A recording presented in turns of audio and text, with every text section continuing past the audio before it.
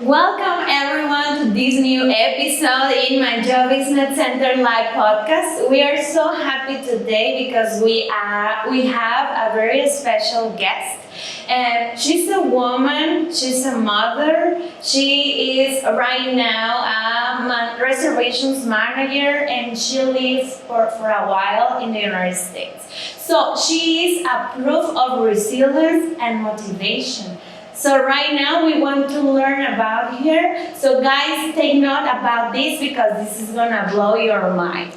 So welcome Irma to this new episode. And first of all, we want to know, how would you describe? I mean, I know you have a child, right? Yeah. And how do you share this that you are a mother and your job? More than anything, I feel like I wouldn't be able to combine both work and motherhood if it wasn't for the support group that I have. Like for example, here at work, I have very comprehensive bosses, Juancho and Brisa. Whenever I need to work from home or take time off because Gigi is sick or she doesn't have school, whatever the case may be, they're very comprehensive, they're very flexible. They know that, and they have trust in me to be able to work from home and at the same time juggle being a mom. Wow, it sounds good. And it sounds good to know that you have all of that support in your job. So, how do you describe your experience living in the United States? Because, I mean, first of all, we want to explain a little bit why we are talking in English, what we are speaking right now.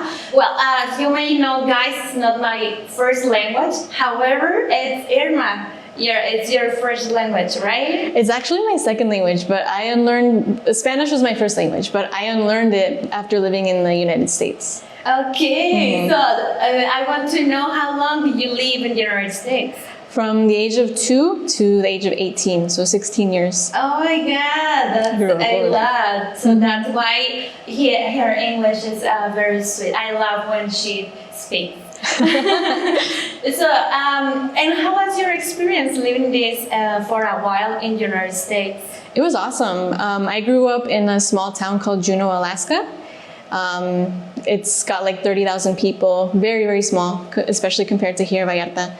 And I think that I owe a lot of who I am to having grown up there in such a small community.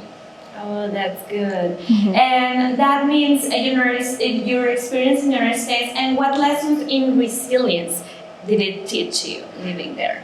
I think that the biggest takeaway in resilience would be my work ethic that I developed, because I lived undocumented the whole time that I was there. I never had any papers. I was brought over illegally as a child. And while getting a job as an undocumented immigrant is very difficult. So I feel like when you do finally get a job, you get somebody who gives you that opportunity. You have this need to go above and beyond and always do your best in order to prove yourself, prove that you're an asset to the company. And unfortunately, some employers, they take advantage of that because they know that you need the job. But I feel like by the time I got here, I already had that ingrained in my programming. So by the time I got here and started with my first jobs, I always pushed myself to do my best. I always pushed myself to go above and beyond in everything that I did. And that's the biggest takeaway in resilience that I have. Wow, so that means, yes, this is a very proof of resilience, because you say it was too hard when you don't have documents. Do you think something changed because it was long time ago where you live in the United States, but right now, do you think it's the same in the US, or is it harder than before? Right now, especially in this day and age with the Trump administration, it's a lot more difficult. I think so, right? Because we always say, watch the news with things happening like this. And Irma lived this before, for a while. So those is very admirable, where where you right now, that thanks to the Lord that right now you are with us, and you have this flexibility and love from your bosses, because at the end of the day, the company where they are very human and they share with this, it's that's why you have a lot of time with us as well. And how long have you been here in the company with us? It's been 12 years now. I've been in the company 12 years. Net Center. Oh my God! So you have lots of experience as well here in Net Center. Yes. Yeah, a lot. Wow. And as a woman, Irma, what have been some of the biggest challenges you faced along your professional journey here? You know what? I honestly couldn't think of any. And I feel really, really fortunate to be able to say that. I feel like, on the contrary, if you would have asked me 12 years ago if I was going to be a manager now, today, I would have said no. Like, I never saw myself as a leader. I always saw myself as a follower. But working in Net Center, having the leaders and the mentors that I've had, they pushed me to believe and see something in me that they saw, you know, like something that I never saw. They never gave up on me, and well, thanks to them, I think, thanks to them, I'm here. Let's cut that off. Yeah, no worries. I feel like thanks to them, I am where I am today.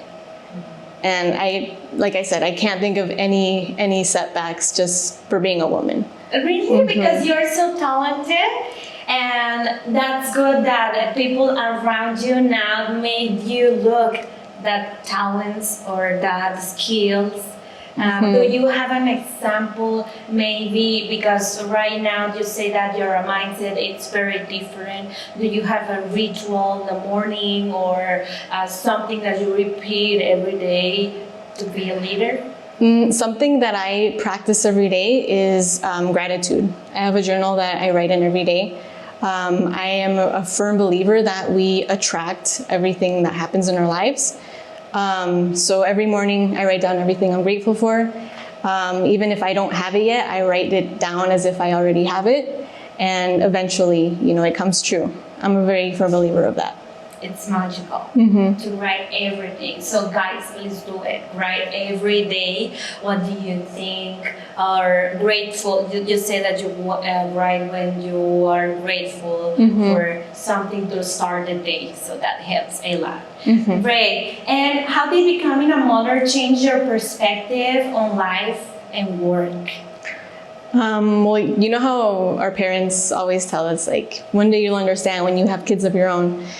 That's so true, like 110% true. I feel like my biggest change, I would say, is in myself. Nobody prepares you for the self-discovery that comes after becoming a parent. I feel like I've learned more about myself in these last 4 years than I have in the 29 years before that. Like, our children are our greatest teachers, and I think it's incredible how that works. Wow, I think it's a mirror. Yeah. Right? So you think like when you were a child and you were that way, or you were better, or I don't know. How is that is there any comparison when you, because I'm not a mother yet. So I want to know if you have this comparison between when you were a child and right now with your baby. Well, like, one example is, like, I thought that I was a patient person, but children, they really test your limits and they really show you, like, how patient a person really can be. And I feel like thanks to her, I've realized that I'm actually not that patient. And since I'm aware of it, I'm able to work on that, and that benefits me in other forms of my life, not just being a mother. Wow. And I remember all the mothers when they say, when you are a mother, when you have a child, you will understand everything. And I think it's the same. Right now you understand when your mother says, and do that. Yes, yes, 100%. Great, Irma. And what does resilience mean to you in your everyday life?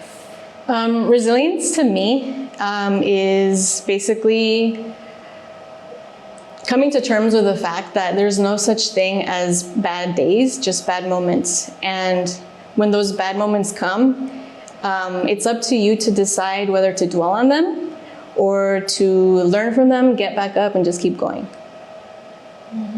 Yeah, that's true. And here at work, you say that you don't remember right now any challenge, but any change, or maybe with your team, because it's a huge team as well, right? So do you remember any challenge you have with your team or a coworker?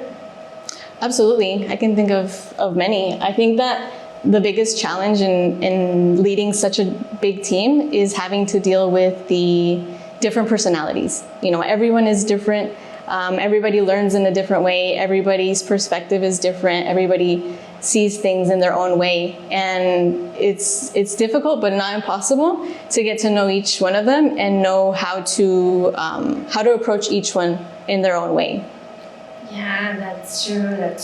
When the people want to learn, because there's people who don't want to learn, and that's a challenge for the leader to make them grow. Yeah. Right? But when they want to do it, it's very easy to teach. Okay, that's great. And today you are a reservations manager leading a large team. How do you keep your team motivated and united?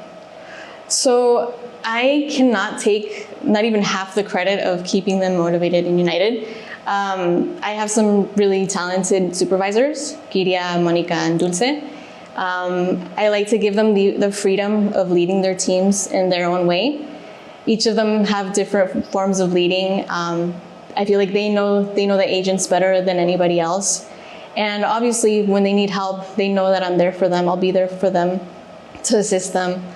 And then as well, I feel like it's also really important to know how to be creative with the spiff, with different dynamics, and also paying attention to each individual.